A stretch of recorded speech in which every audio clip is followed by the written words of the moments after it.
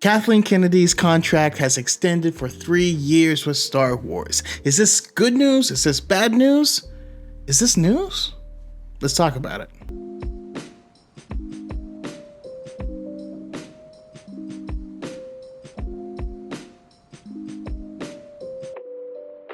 I gotta be perfectly honest. I didn't know this was news. At the shareholders meeting last April, they said we look forward to Kathleen being in charge for years to come. So I assumed it'd be years to come. I'm surprised that it's only 3 years, but I suppose at the end of that 3, we'll see where this goes. But there's a lot of people that are up in arms or people with mixed feelings, and that's what I want to get into. Let's address that because there's a lot of things. Now, I'm not a Kathleen Kennedy stan by any means necessary, at all. But if you're going to blame someone for something, hate on someone for something, you should hate on them, blame them for things that they have actually done. Since Kathleen Kennedy was in charge of Lucasfilm, we got a few movies, right? We got The Force Awakens, we got The Last Jedi, we got Rise of Skywalker. But we also got side movies. We got Rogue One and we got Solo. Then we got to consider the TV side of things. For animated TV, we got my favorite season of the Clone Wars, season 7. We got season 7 of the Clone Wars. We got Rebels. We got Resistance. We got The Bad Batch. We got Visions. Not to mention smaller things like Forces of Destiny and Adventures. Then we got live action.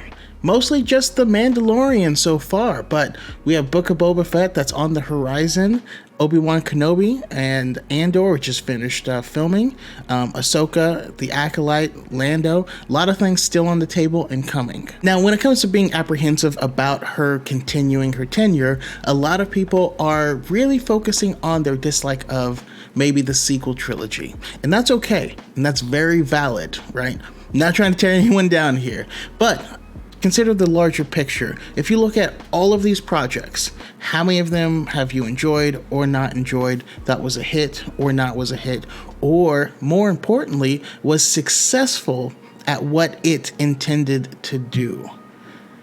These projects exist to make money. Bottom line, this is business, and these things have made money. They've been very successful. How have things trended?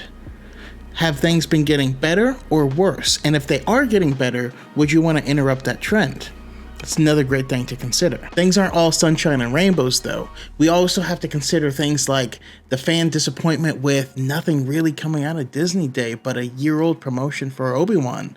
Or we lost a Patty Jenkins project potentially due to creative differences. What's going on there? Is there... should we be worried? Is there more things we should know? So how do we judge how well she's done at her job? Well, we got to look at her job. As the president and executive producer on most things, she hires the talent, she greenlights projects, and she gives people resources and the budget to do what they do best and create. This is why I laugh every time someone says to put Jon Favreau or Dave Filoni in charge of Lucasfilm. You really want them managing budgets? You don't want them directing films and telling stories? Why would you want to take those stories away from us? That's super weird. It's also important to remember that she's had the same amount of influence on the things that you like as she has on the things that you don't like. She was the executive producer on the sequel trilogy and on The Mandalorian. So you can't really say, oh, it was John and Dave, because she's the one that put that team together in the first place. That's what her job is to build those teams and give them the support. Because of Kathleen's support, John and Dave are working like a fine-oiled machine. The brand new technology, the volume that was approved, they've even built a second one. Again, that's her support. Allowing them to dive into more projects is amazing. And also seeing the team that they've developed and giving some of those storytellers new opportunities, like with Obi-Wan that's coming up, that's also her greenlighting it. But you also have the other side of the coin. There's been projects that have had trouble. Rogue One had to have extensive reshoots. Solo, they had to switch directors. Were these good things or these bad things? What does this mean? I mean, to be honest, Alden Ehrenreich, the actor for Solo, said that under the previous directing, he felt like he was doing an Ace Ventura impression. I don't know. Who knows if it would have been better or worse, but I enjoyed the movie that we got. It's the same thing with Rogue One. You know, there was a lot of very, very extensive reshoots and we were all worried, but we got a good product out of it, right? Should you give directors free rein to tell whatever story they want, or do you have an idea and rein them in? And if they don't want to do that, let them go. I don't know, but if you've complained about anything not having a plan, isn't that part of that discussion? There's a lot of moving parts here. I'm not going to tell you guys how to feel, but I want to present this in a way that's fair and balanced and unbiased. And when I say unbiased, I mean, I still see people use the Force is female as like a woke slogan, even though that was a Nike campaign to sell Air Force Ones and it had nothing to do with Star Wars whatsoever. If we take a step back and look at things critically, we can say that Star Wars has never been bigger, more popular, or more profitable than it is right now. And it's never been more culturally relevant than it is right now.